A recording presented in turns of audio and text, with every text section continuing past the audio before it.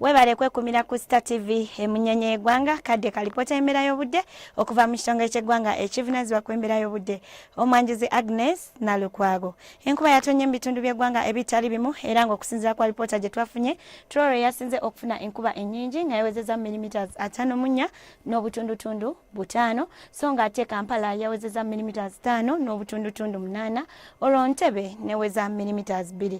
Kino no kyaviiridde ku mpewo empeweevu ezikuntanga ziyita mu bibira by'e Congo okudda naddala mu bukiikaddyo bw'eggwanga lyaffe sako n'omugongo gw'obuzito bw'empewo ogusimbye mu bukiikakkono nga gusindika empewo empeweevu okudda naddala mu bukiikakkono bw'eggwanga lyaffe.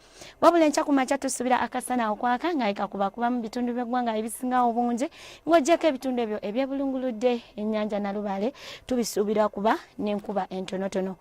Olw'eggulo tusuubira embeera eno okukyuka era nga ebitundu ebyo eby'omu bukiikaddyo tubisuubira okuba n'oluwandagirize olwo ewasigadde akasana kajja kwakanga bwe kakubakuba mu so ng'ate mu Arua n'Ejjinja tusuubira okuba ekiddedde.